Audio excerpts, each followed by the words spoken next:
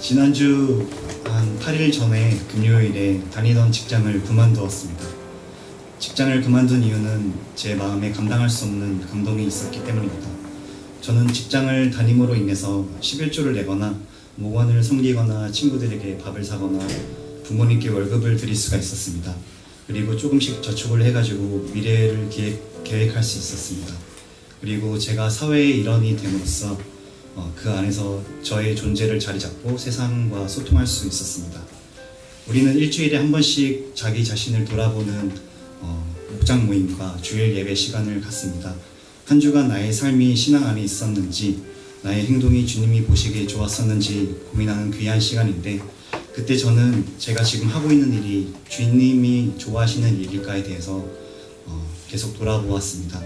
제가 무엇을 위해서 공부를 하고 트레이닝을 하고 석박사가 되려고 하고 전문가가 되려고 해서 결국 직장에서 어떤 일을 하는지, 직장에서 일을 하는 것이 나를 위한 것인지 하나님을 위한 것인지 생각해 보았습니다. 싱글 목장에서 청년들의 진로에 대해서 고민을 많이 나누게 되는데, 그 고민의 연장선에 저를 두고 끊임없이 저의 삶의 가치관에 대해서 고민해 보았습니다. 그러다가 에베소서를 보면서 주님께서는 우리를 하나의 목적을 위해 지으신 것이 아니고 우리는 선한 일을 위하여 지으심 받은 소명자임을 다시 한번 깨달았습니다. 우리는 하나의 목적, 예를 들면 저 같은 프로그래머나 아니면 건축가나 영양사나 어떤 회사의 회사원이 되는 그것이 우리의 목적이 아니고 그리스도 예수 안에서 선한 일을 하는 것이 우리 사명이고 우리가 만들어진 이유임을 깨달았습니다. 착해지면 더 착해질 수 있고 악해지면 더 악해질 수 있는 자유의지를 우리에게 주신 이유는 먼저 하나님 나라와 그의 의를 구할 때 우리가 무한히 발전 가능할 수 있다라고 하는 그 가능성을 우리에게 주신 거라고 깨달았습니다. 우리는 레오나르도 다빈치보다 더 훌륭한 물리학자이자 수학자이자 예술가이자 작가가 될 수 있다고 저는 믿습니다. 저는 저 스스로 나는 벤처회사 대표야, 나는 프로그래머야 라고 제가 정의한 테두리 안에 갇히는 게 아니고 그 테두리에서 벗어나서 하나님 나라의 의를 구하는 것, 그 자체가 주님이 보시기에 좋았던 일이고, 그리고 제가 더 성장할 수 있고 저 자신을 위한 것임을 깨달았습니다. 실질적으로 하나님 나라의 일에 대한 아이디어들이 제 메모지에 쌓였고 더 이상 감당할 수가 없어서 다니던 회사 대표님께 이야기를 드렸고 지난 금요일에 퇴사하였습니다. 회사를 그만둔 금요일 밤에 너무 설레어서 밤을 지샜습니다. 하고 싶은 일들이 너무 많아서 우선순위를 고민하면서 정해 나갔었고 어떻게 계획해야 효율적으로 일을 할 수 있을지에 대해서 밤새 고민했습니다.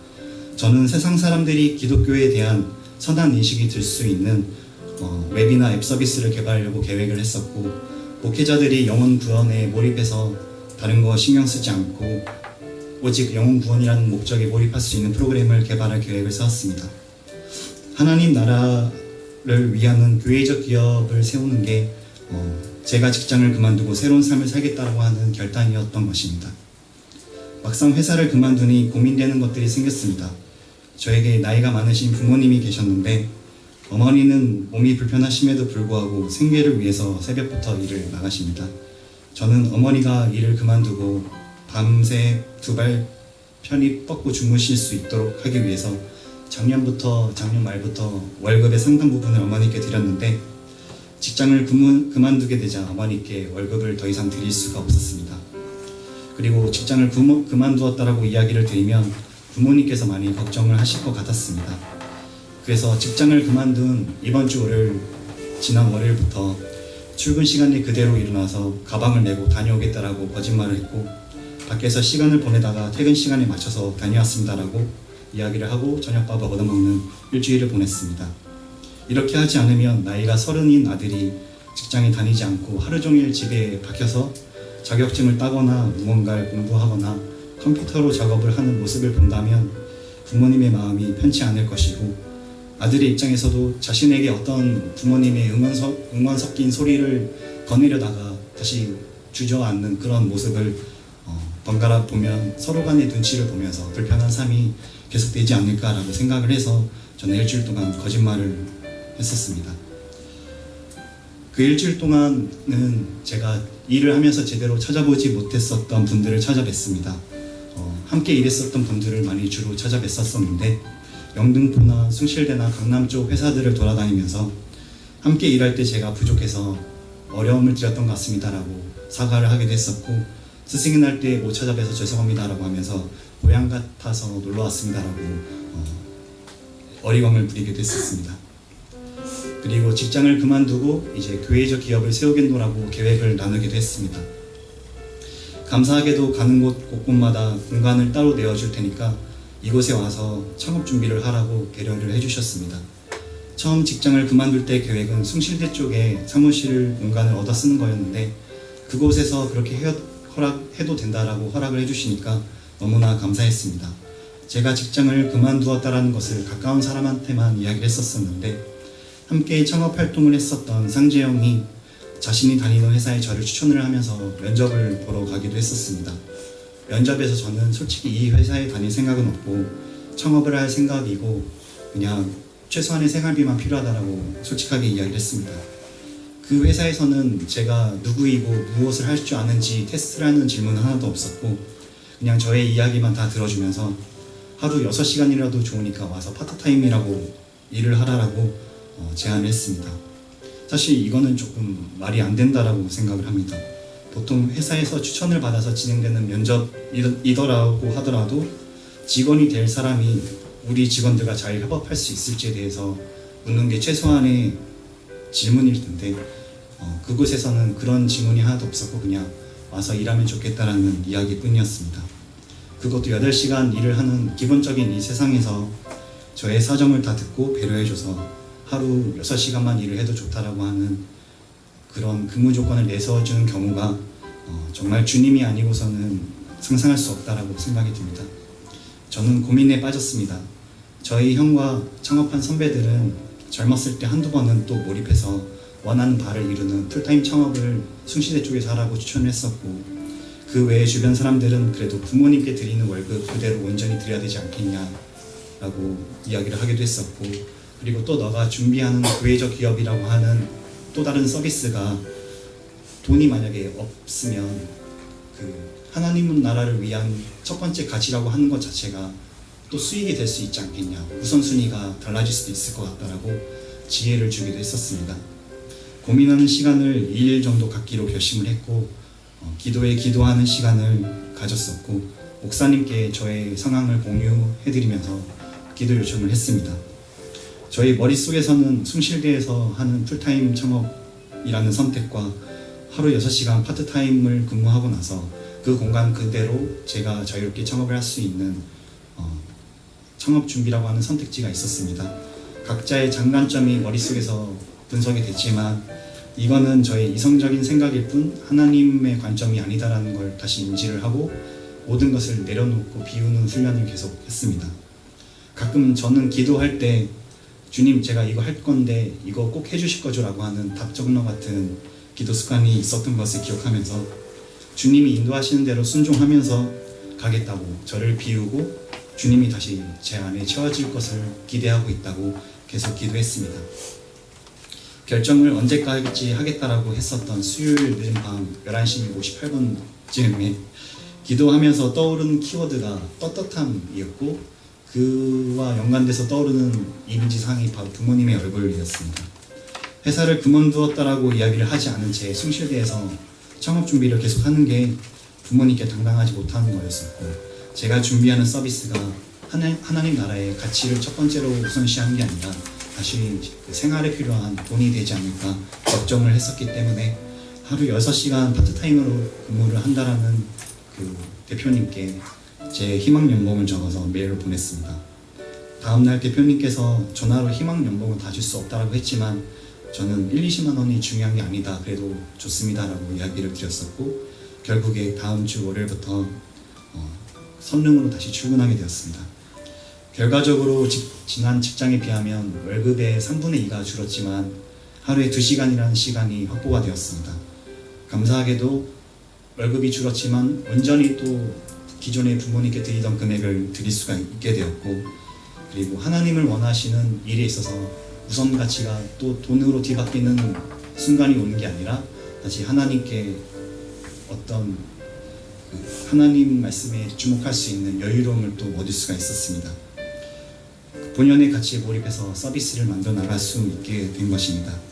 그리고 저의 삶이 조금 더 하나님 나라를 위한 삶으로 바뀌게 되었습니다.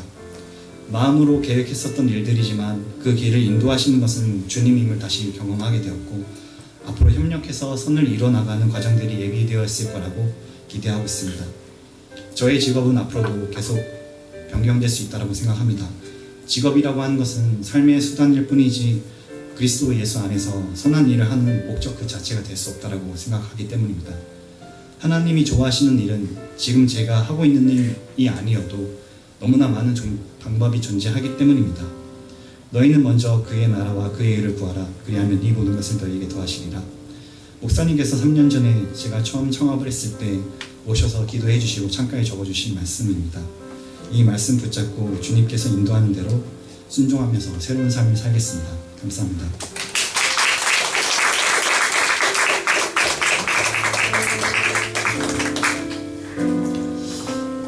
네, 감사합니다.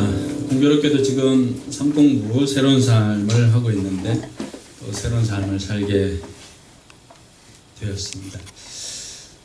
계속해서 강조했지만은 직업 자체가 우리의 목적이 아님을 여러분 기억하시기 바랍니다. 하나님께서 우리를 하나님의 선한 일을 위하여서 우리를 지었다고 말씀하셨습니다. 그래서 그 선한 일에 부합하다면은 어떤 것이든 죄 짓는 것 아니고는 어떤 것이든 관계없습니다. 그래서 우리 청년들이나 또 청소년들이 좀 폭을 넓게 가지고 어떤 직업 자체가 우리의 목적이 아니라 직업은 하나님의 선한 일을 이루기 위한 도구라고 하는 사실을 알고 늘 하나님의 선한 일이 나를 통해서 어떻게 이루어질까를 고민할 수 있기를 바랍니다.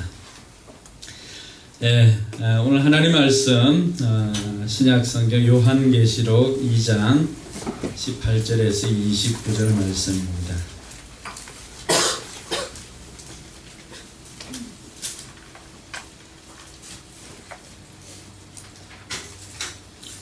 네, 불편하지 않으면 오늘 자리에 한번 일어나서 우리 같이 한번 말씀 읽도록 하겠습니다.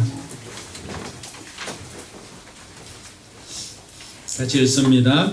두아디라 교회의 사자에게 편지하라. 그 눈이 불꽃 같고 그 발이 빛난 주석과 같은 하나님의 아들이 이르시되, 내가 내 사업과 사랑과 믿음과 섬김과 인내를 아노니 내 나중 행위가 처음 것보다 많도다. 그러나 내게 책망할 일이 있노라. 자칭 선지자라 하는 여자 이세벨을 내가 용납함이니 그가 내 종들을 가르쳐 깨어 행음하게 하고 무상히 재물을 먹게 하는도다. 또 내가 그에게 회개할 기회를 주었으되 자기의 음행을 회개하고자 하지 아니하는도다.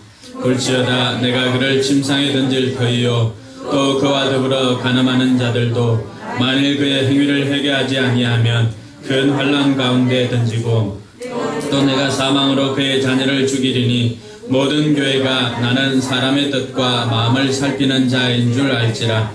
내가 너희 각 사람의 행위대로 갚아주리라. 두아디라에 남아있어 이 교훈을 받지 아니하고 소위 사탄이 깊은 것을 알지 못하는 너희에게 말하노니 다른 짐으로 너희에게 지울 것은 없노라. 다만 너희에게 있는 것을 내가 올 때까지 굳게 잡아라. 이기는 자와 끝까지 내 일을 지키는 그에게 만국을 다스리는 권세를 주리니 그가 철장을 가지고 그들을 다스려 질그릇 깨뜨리는 것과 같이 하리라. 나도 내 아버지께 받은 것이 그러하니라. 내가 또 그에게 새벽별을 주리라. 귀 있는 자는 성령이 교회들에게 하시는 말씀을 들을지어다. 아멘. 네, 주변에 있는 분들 한 5분씩 손잡아주면서 함께 예배 드리게 되어서 저는 너무 행복합니다. 네. 인사말이 그렇게 길지는 않죠.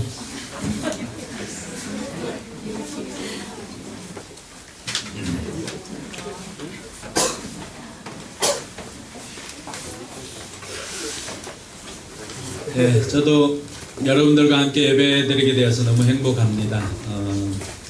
예배 시간이 다 되었는데 오지 못한 사람이 있으면은 왜 오지 않을까, 또 무슨 일이 생겼을까, 또 아니면 마음에 시험이라도 든 것은 아닐까, 이런 등등의 생각을 하는 것이 작은 교회 목사의 마음입니다. 그러다가 늦은 시간이지만 교회 문을 열고 들어오면은 그렇게 기쁠 수가 없습니다.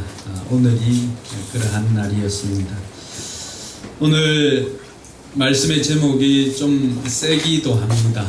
신부와 창녀, 무슨 공통점이 있을까 생각해 보았습니다. 여러분, 신부와 창녀 어떤 공통점이 있을까요? 여자. 그러네, 그죠? 여자네, 여자. 그건 내가 생각도 못한 그런 답인데. 또 뭐가 있나요? 여자.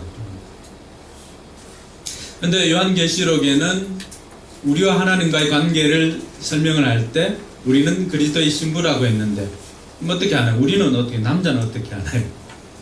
남자는 그리스도의 신부가 될 수가 없나? 세상에서 이야기하는 신부는 여러분들이 생각할 때도 다 여자지요. 동성 결혼하는 사람들은 어떻게 되나요? 점점 어렵게 가나요? 하나님과 하나님의 말씀에 위배되기에 우리가 그것을 인정할 수가 없는 것이죠. 신부와 창녀, 쉽게 공통점을 찾을 수가 없지만은 공통점을 찾는다면은 짙은 화장이 아닐까, 이런 생각을 해봅니다. 집사람은 신부가 되었을 때 그렇게 창녀하고 비교하진 않지만은 이 립스틱이 그렇게 짙었던 것을 제가 기억을 합니다. 지금까지 살아도 그렇게 짙은 립스틱을 발랐던 때가 있었나, 이런 생각이 들고, 그것도 옆으로 또 좀 퍼져가지고 못내 제가 못 닦아줘가지고 결혼식 하는 내내 마음을 졸였습니다. 또 그 화장도 저기 울산에서부터 저기 울진까지, 우리가 월성정 있는 데서 결혼식을 했는데, 신부 화장을 새벽부터 그 울산에서 이제 신부 화장을 하고 왔는데, 그 당시에는 최고의 샵에서 했는 것 같은데도 이 립스틱이 번져가지고 제 마음을 졸였던 기억이 있습니다.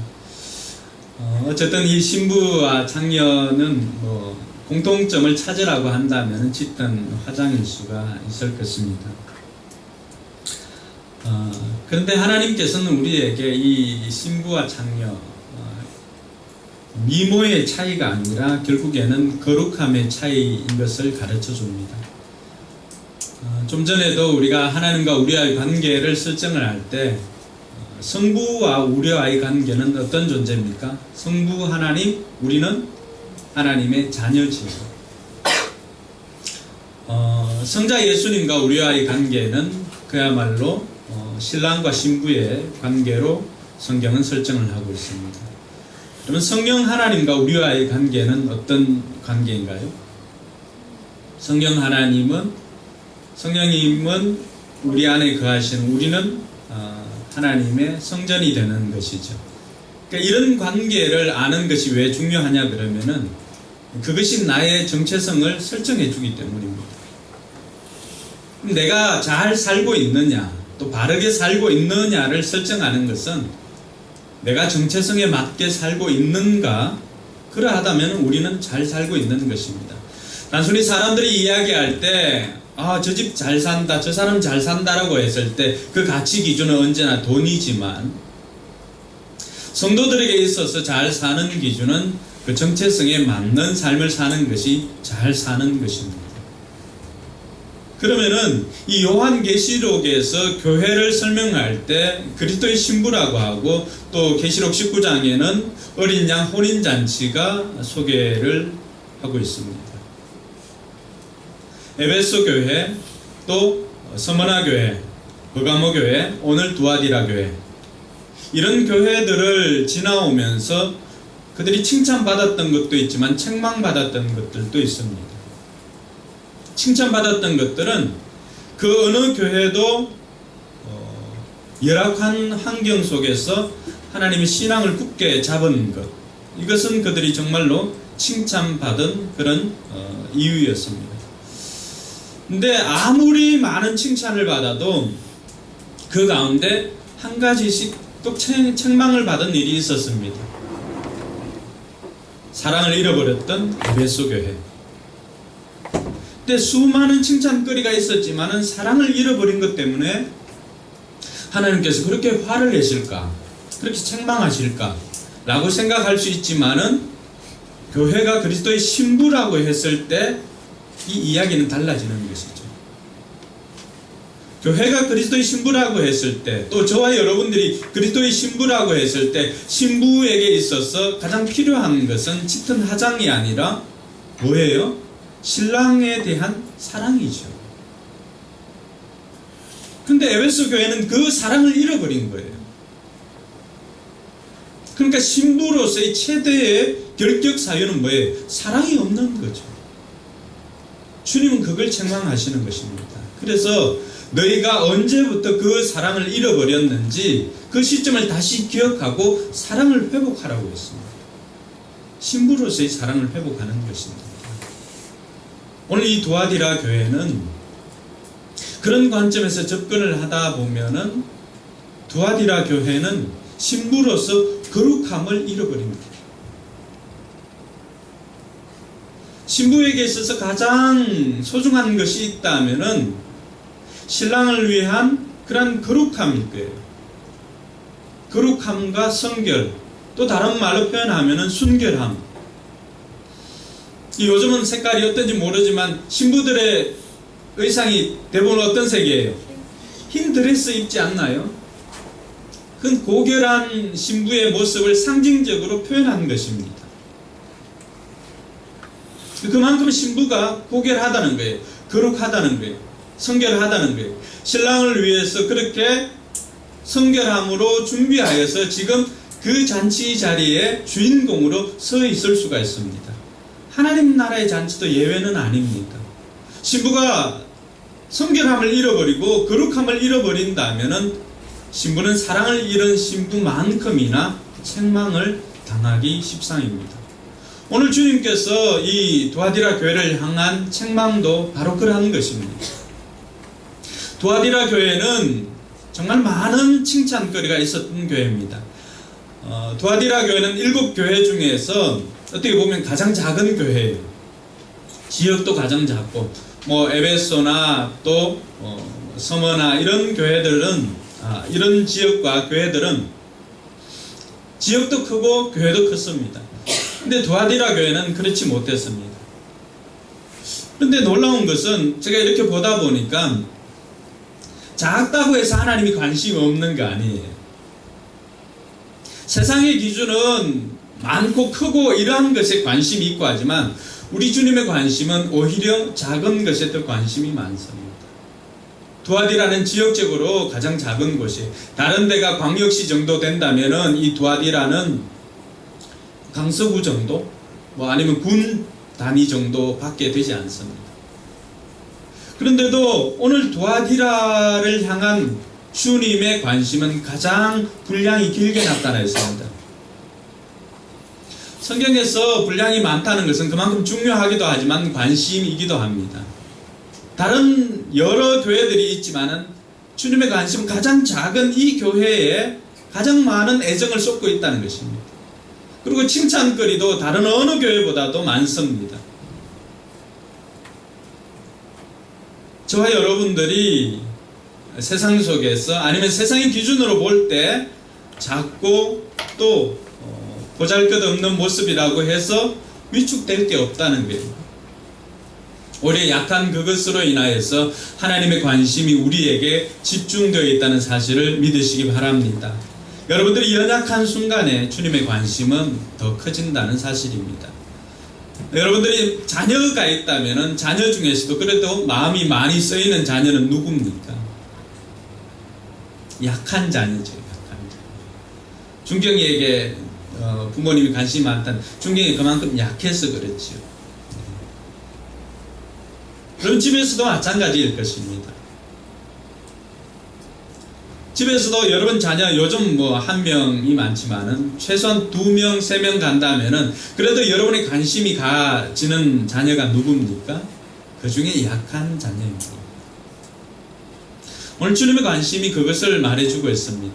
주님께서는 오늘 이 두아디라의 교회에 대한 관심이 굉장히 많았습니다. 이 교회를 보면은 다른 어느 교회보다 칭찬이 많았는데 사랑과 믿음과 섬김과 오래 참음이 있는 정말로 흠잡을 데 없는 교회였습니다. 그 말씀에도 보면은 19절에 보면 내가 내 사업과 사랑과 믿음과 섬김과 인내를 아노니 내 나중 행위가 처음 것보다 많도다 라고 칭찬합니다. 여기서 나오는 내 사업은 다른 말로 행위라고 하는데 뒤에 소개하고 있는 사랑, 믿음, 섬김, 인내 이것을 총칭해서 내가 하고 있는 그 행위를 안다는 거예요. 사랑의 행위를 안다는 겁니다. 믿음의 행위를 안다는 거예요. 섬김을 안다는 것입니다. 또 얼마나 오래 참으면서 신앙생활 하는지를 다 아신다고 말합니다. 사랑하는 성도 여러분, 때로는 여러분들이 힘들고 지칠 때가 있을 것입니다.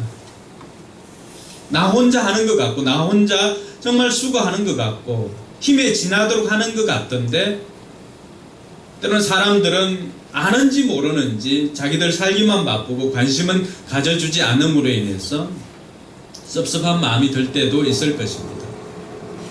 그러나 주님께서는 여러분들이 어떤 수고를 하는지 다 아신다는 사실입니다. 옆사람 손 한번 잡아주면서 주님을 대신해서 위로해 주십시오. 주님께서 다 아신답니다. 할렐루야. 네. 여러분들이 얼마나 수고하는지, 여러분들이 어떤 상황에서 신앙생활 하는지 우리 주님께서는 다 아신다고 말씀해 주십니다. 그리고 이 두아디라 교회가 칭찬받았던 것은 갈수록 이들의 신앙이 더 성숙된 신앙으로 나아갔다는 것입니다. 그래서 내 나중 행위가 어떻게 합니까? 처음 것보다 많도다. 점입가경이라고 하는 글이 있죠. 점입가경. 청소년들 기억하시기 바랍니다. 목장 모임 때 확인해 주세요. 점입가경. 들어갈수록 점점 그 입구에서 들어갈수록 경치가 더 좋다는 뜻이죠. 그러니까 우리의 신앙도 저는 이렇게 되기를 주님의 이름으로 축원합니다. 저는 정말 이렇게 되고 싶어요. 사람들이 평가할 때 하루가 지나면은 제 집사람 이 휴대폰에 제 이 닉네임이 예수 닮은 자기입니다. 하루를 더 살면은 하루를 더 예수님 닮아 있는 모습이면 좋겠습니다. 여러분들 닉네임 뭡니까? 왼수 같은 뭐 이런 1번이 뭐예요? 1번이 누구예요? 시어머니가 이 또 번호대로 뭐 5번은 간다, 뭐 2번은 잘 있거라. 심지어 뭐 이런 그 코멘트가 있는 것도 봤는데 제 마음은 진짜 이 두아디라 교회를 보면서 나도 이렇게 되고 싶다. 처음 행위보다도 나중이 더 많고 처음 사랑보다도 나중이 더 성숙한 사랑, 또 처음 신앙보다도 나중이 더 성숙된 신앙이 되고 싶다. 저는 결혼식 주례할 때마다 이 이야기를 해줍니다.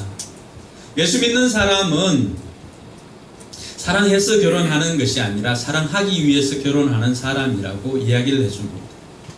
세상의 결혼은 두 사람이 가장 사랑해서 사랑의 정점을 찍는 순간에 결혼을 한다고 생각을 합니다. 그러니까 결혼하고 나면 어떻게 됩니까? 다 조금씩 후회를 합니다. 연애할 때는 다 해줄 것 같고 심지어 별도 따줄 것 같지만 그 별 못 따주니까 뭐 군대 근방에 있는 별사탕이라도 주고 이런 쇼도 했지만은 결혼하고 나면 어떻게 합니까? 이미 정점을 찍었기 때문에 그 이유는 계속 식어지는 것입니다. 그러니까 예수 믿는 사람의 사랑은 그렇지 않습니다. 사랑하기 위해서 결혼하는 것입니다. 그래서 결혼을 한 그 시간부터 두 사람의 사랑은 점점 깊어져 가고 점점점 뜨거워져 가야 됩니다. 왜냐하면 이전에는 육신의 사랑으로 연애를 하고 사랑을 냈다면 결혼 이후에는 거기에는 주님의 그 아가페적인 사랑으로 배우자를 사랑하기 때문에 그 사랑은 더 깊어질 수밖에 없습니다. 할렐루야. 그렇지 못한 부부들이 있다면 이 시간 회개하시고 오늘 이 밤에도 뜨거운 밤을 보낼 수 있기를 주님의 이름으로 축원합니다. 아멘이 없네. 아멘 했어요? 남편이 없는 분들은 기다렸다 남편 오시면 그렇게 하시기 바랍니다. 처음 행위보다 나중이 좋아진다는 거 쉽지는 않습니다. 여러분, 에베소 교회가 책망받았던 이유가 뭐예요? 처음 사랑을 잃어버렸기 때문에 지금 있는 사랑과 처음 가졌던 사랑을 비교해 보니까 나중 행위가 처음 것에 비하면 보잘것없었다는 것이죠. 근데 이 두아디라 교회는 그것과는 차원이 다른 거예요. 처음보다도 나중 행위가 더 깊은 교회였습니다. 이렇게 훌륭한 교회임에도 불구하고 주님께서는 정말로 이들을 책망하시는데 조금도 주저함이 없이 책망을 하시는 내용이 나옵니다. 이러한 훌륭한 교회도 약점이 있었으니 그 약점은 다른 것이 아니라 바로 이세벨이라고 하는 여인의 행위를 받아들였다는 것입니다. 오늘 말씀에 보니까 20절에 보니까 그러나 너에게 책망할 일이 있노라 자칭 선지자라 하는 여자 이세벨을 내가 용납함이니 라고 말합니다. 우리는 모르는 것 같고 사람들은 모르지만 주님께서는 모르는 것이 없습니다. 더군다나 오늘 두아디라 교회에 말씀하신 주님은 어떤 분이라고 설명합니까? 불꽃 같은 눈으로 감찰하시는 분이에요. 18절에 보면은 이 두아디라 교회에 나타나서 말씀하시는 주님이 나와 있는데 같이 한번 읽어볼까요? 두아디라 교회의 사자에게 편지하라. 그 눈이 불꽃 같고 그 발이 빛난 주석과 같은 하나님의 아들이 이르시되. 소개하고 있는 예수님은 불꽃 같은 눈을 가지고 계시다는 거예요.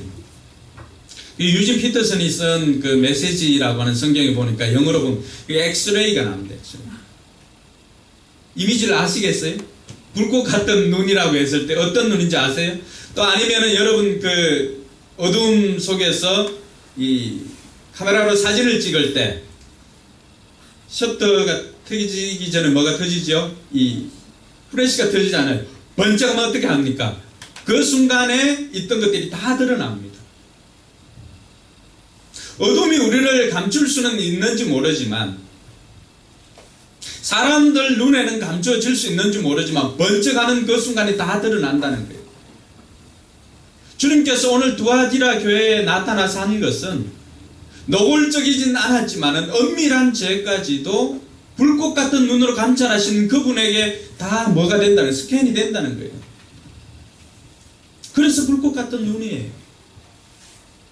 그 불꽃 같은 눈을 가지신 분이 빛난 주석과 같은, 그러니까 불덩어리 같은 그 발로 밟고 다니면서 심판을 하시겠다는 거예요.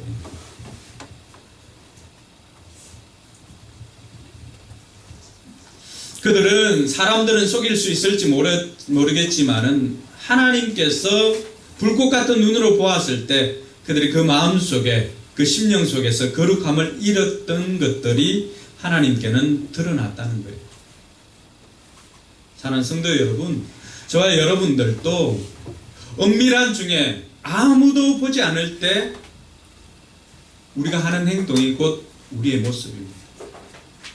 사람들이 있을 때는 우리의 신앙, 우리의 삶 다 포장할 수 있습니다. 여기 주변을 이렇게 둘러보세요. 음탕하고 나쁜 짓 할 사람이 누가 있습니까? 혼자 있으면은 누구라도 그럴 수가 있다는 거예요. 그래서 도스토옙스키 욕하는 건 아니에요. 우리 청소년들 도스토옙스키가 썼던 소설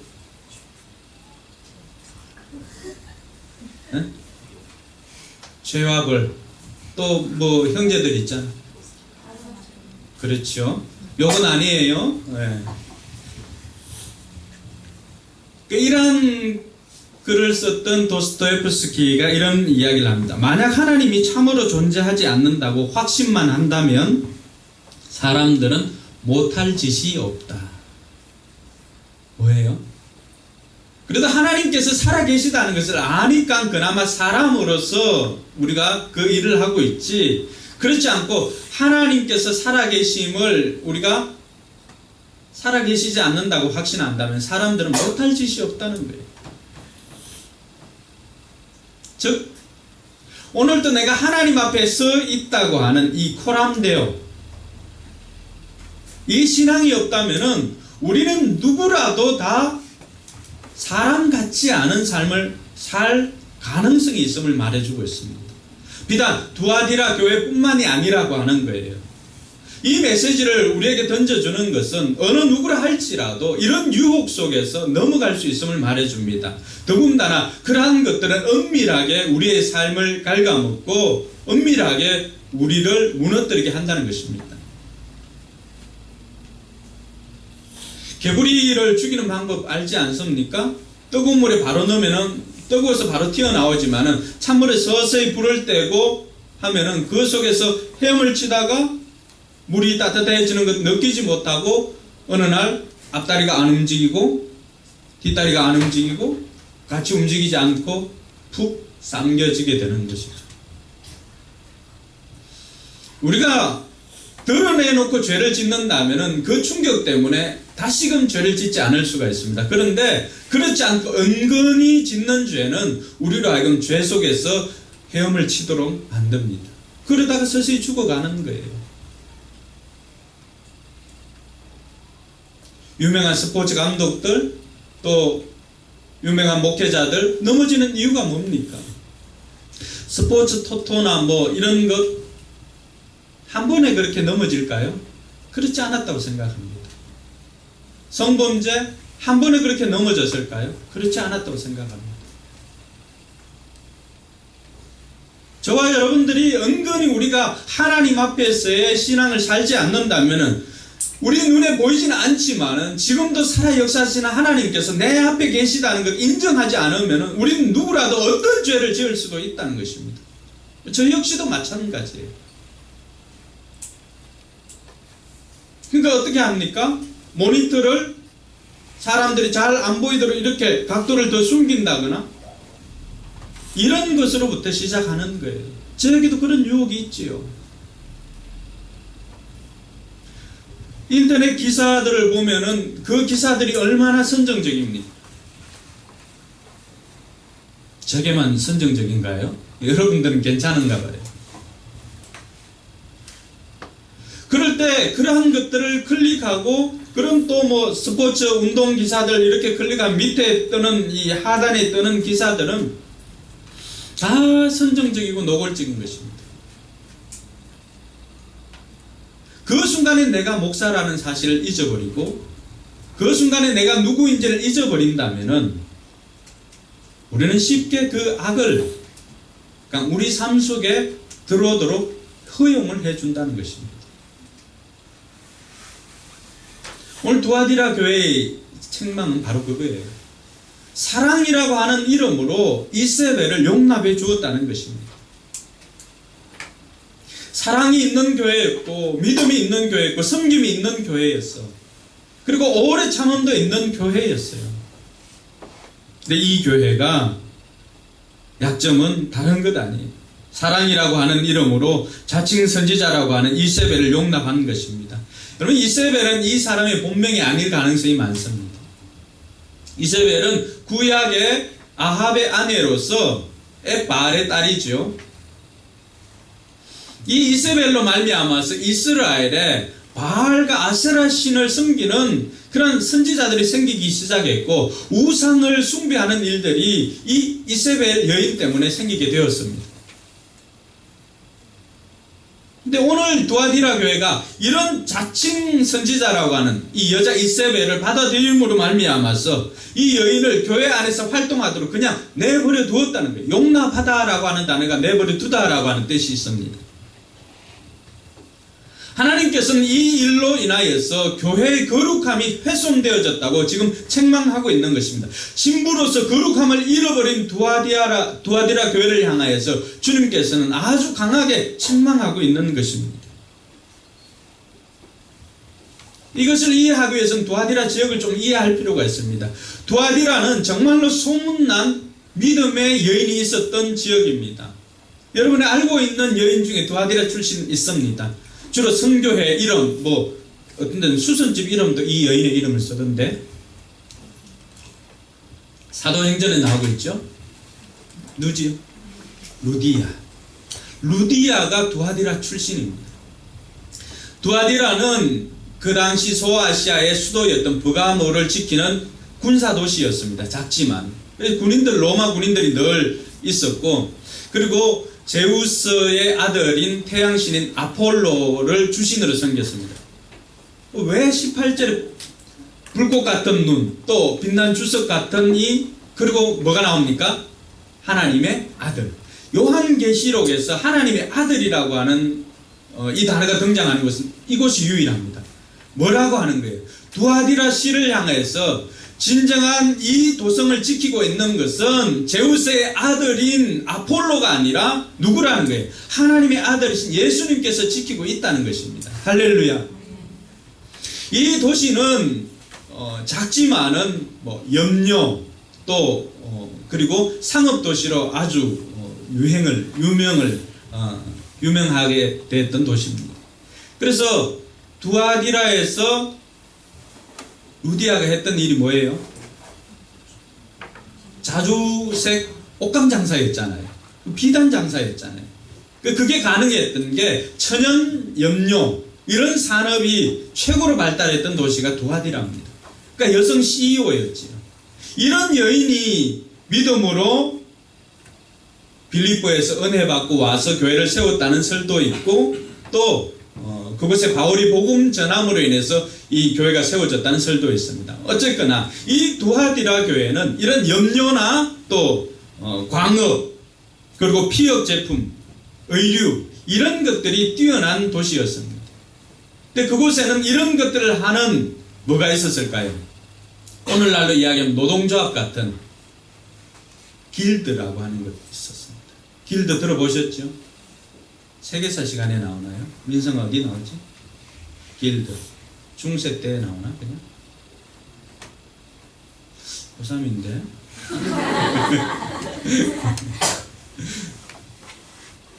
이 협동조합 같은 길드가 있었습니다. 근데 이 곳곳에 이제 염료 길드 또 아니면 피혁 길드 이런 길드가 있습니다. 이 길드는 여기에 들어가지 않으면은 생활을 할 수가 없습니다. 은행 거래가 안 됩니다. 그러니까 모든 사람들은 생활을 하기 위해서는 길드에 다 들어가야 돼요. 근데 믿음의 형제들은 길드에 들어갈 수 없는 일들이 생깁니다. 뭐냐 그러면은 이 길드 사람들이 정기적으로 자기네들이 우상의 단 앞에 가서 이 장사를 잘 되게 해달라고 우리 고사 지내는 것과 비슷하게 제사를 지냅니다. 그리고 그 재물을 가지고 같이 먹기도 하고, 그리고는 1차, 2차, 3차는 아니지만 꼭 그때가 되면은 여인들을 그 제단에 불러서 행음을 합니다. 이것이 그때 당시 길드에서 일어났던 일입니다. 공공연하게. 그러니까 믿음을 지키기 위해서 길드에 들어가지 않으면 뭐가 안 되는 거예요? 생활이 안 되는 거예요. 생활이. 금융거래도 할 수 없습니다. 이것이 두아디라 교회만의 문제일까? 오늘 여러분 어떠세요? 뇌물 주지 않고 거래 가능합니까? 1차, 2차, 3차 가지 않고 거래가 가능합니까? 두아디라에 여러분들이 살았다면 지금 이런 고민들이 두아디라에는 길드에 가입하느냐 가입하지 않느냐 이것으로 인해서 갈등하고 있는 거예요. 그러니까 계속 굶주려 있으면서도 오래 참고 믿음을 지켰습니다. 늘 그것은 갈등이었죠.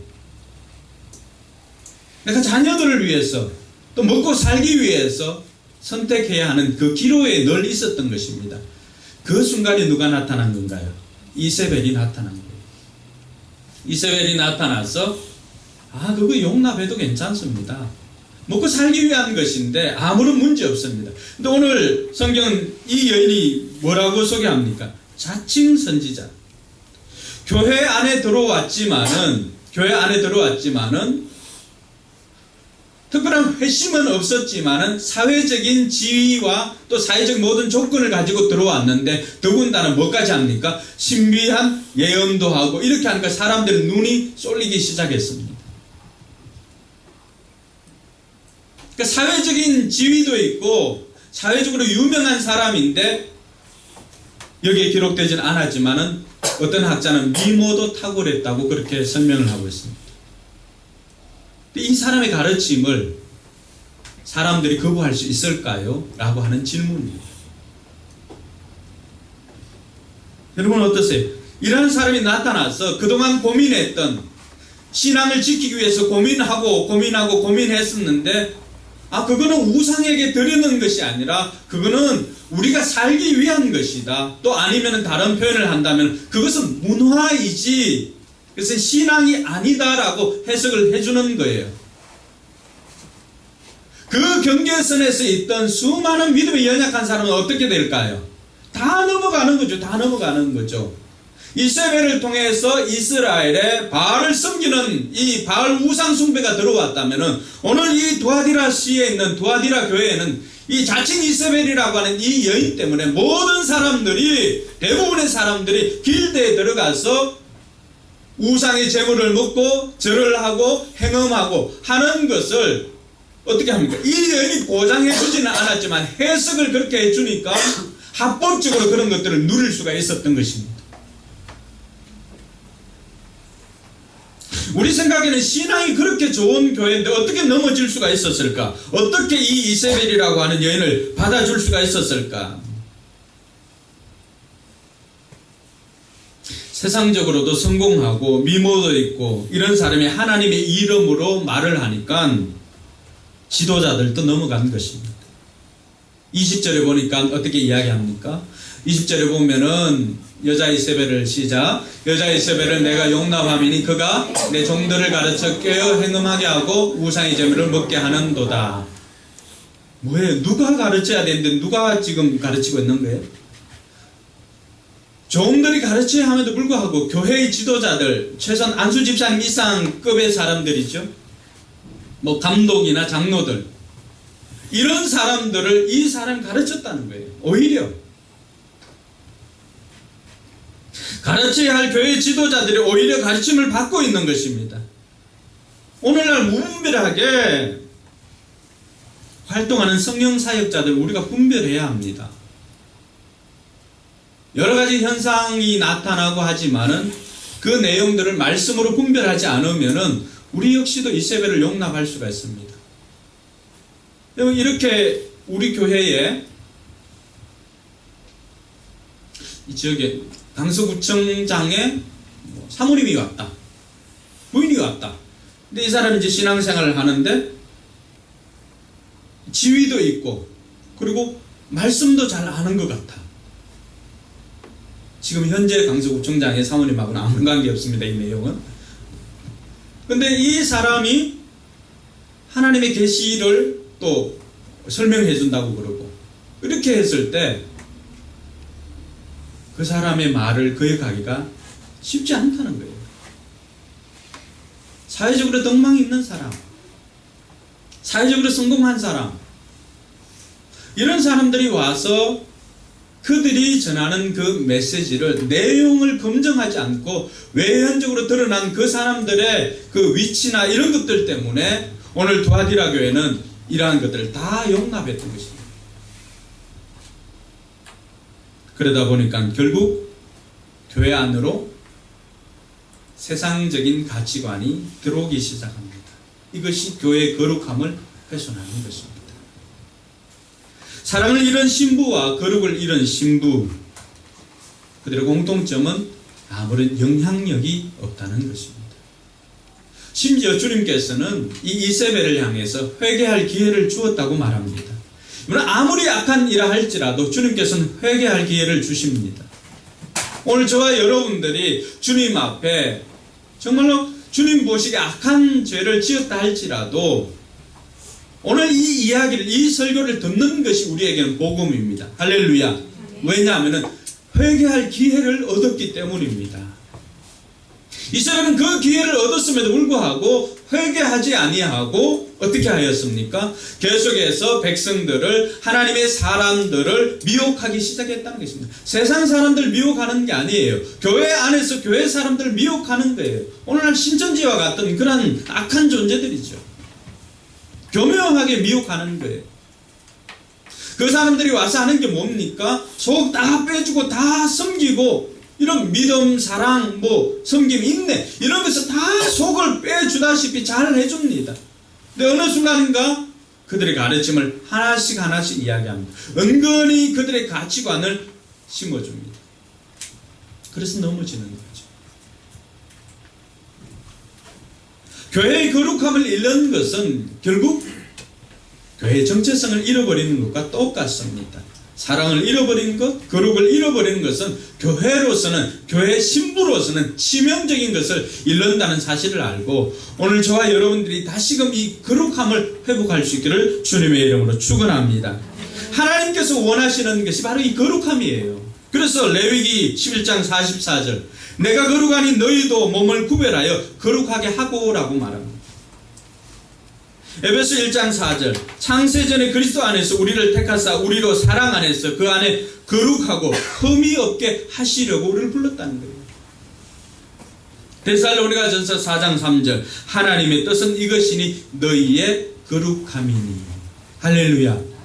하나님은 우리가, 하나님의 신부인, 그리스도의 신부인 우리가 거룩하기를 원하시는 것입니다. 세속에 어떤 것도 물들지 않기를 원한다는 거예요. 회개하지 않으면은 이세벨을 침상에 던진다고 했는데, 이때 나오는 침상은 병원 베드를 이야기합니다. 질병에 던지겠다는 거예요. 그리고 이세벨과 더불어 영적인 간음과 육신의 간음을 한 자들은 큰 환난 가운데 던지겠다고 말합니다. 조건이 있습니다. 회개하지 않음. 그리고 그 자녀들마저도 죽여버리겠다고. 주님께서 가장 싫어하는 것이 우상에 절하는 것과 행음하는 것입니다. 주님께서는 우리의 행위대로 갚아주시겠다고 말씀하십니다. 온도가 좀 더운 것 같아요. 지침하는 사람들 한 2사람 정도 보이는 것 같습니다. 여러분, 주님께서 여러분 행위대로 갚아주신다고 하면은 여러분 어떨까요? 민서가 주님께서 네 행위대로 갚아준다 이렇게 하면 기쁠 것 같아? 아니면 좀 무서울 것 같아? 몰라. 그게 정답이지. 오늘 잘 압니다.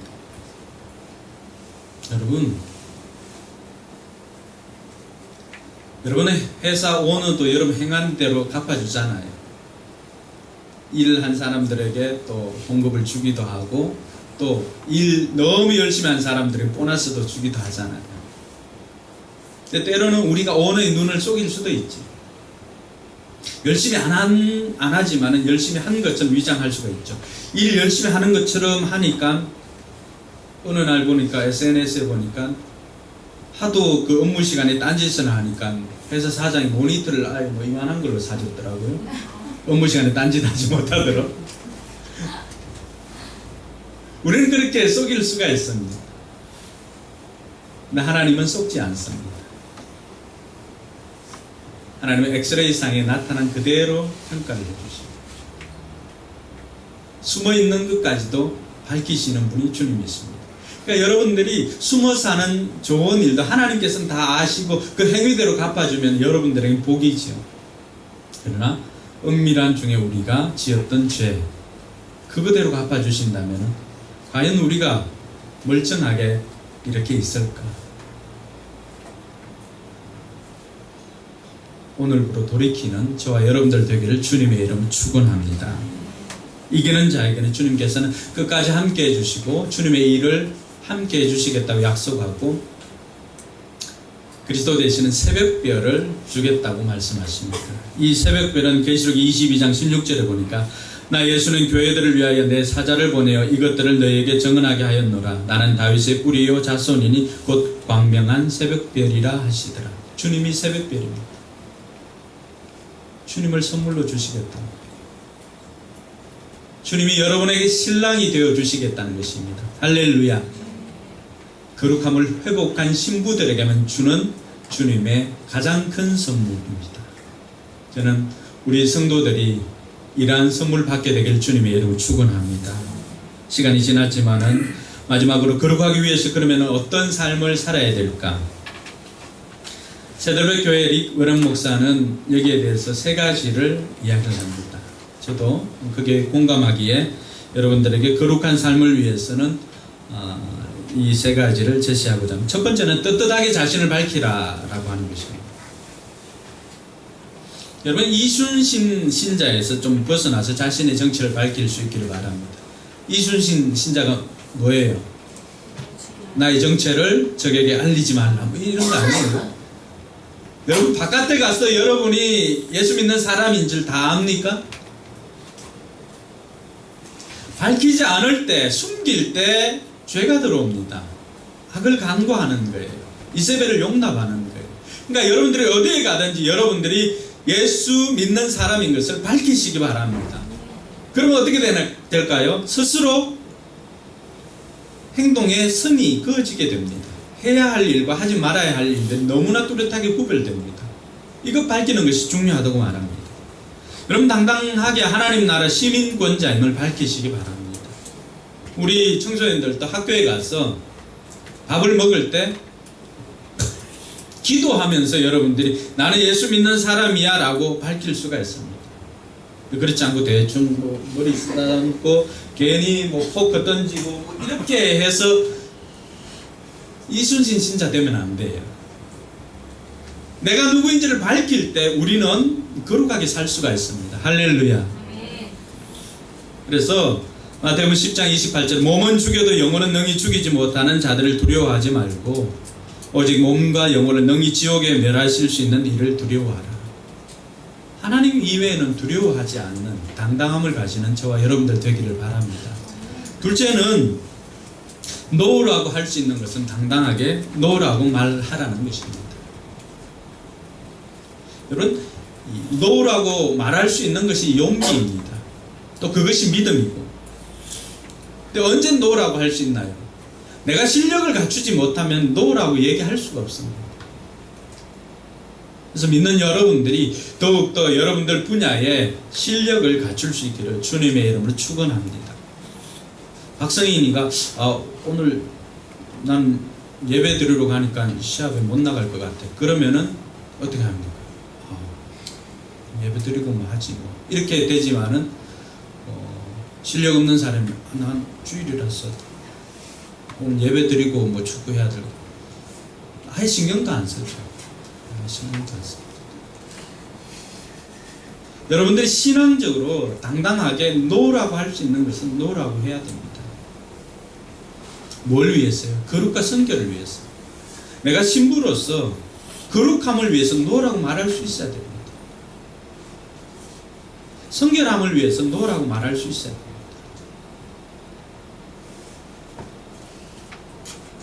늘 술 먹고 들어온 남편이 어느 날 홈런을 쳤죠. 홈런을.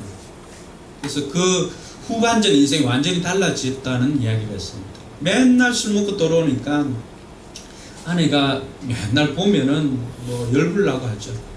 아이고 인간아 오늘 또 술 먹고 왔나 이렇게 하고 옷이라도 쳐벗고 자지 이렇게 하고 옷을 벗기는 순간에 이건 안 돼. 내 아내 외에는 절대 허리띠를 풀 수 없어. 뭐 이렇게 하니까 술 먹은 인간은 그렇게 이쁘게 보이더라고요. 성결을 위해서 아내에게만 허락하겠다. 그 이후에 그의 삶이 달라졌잖아요.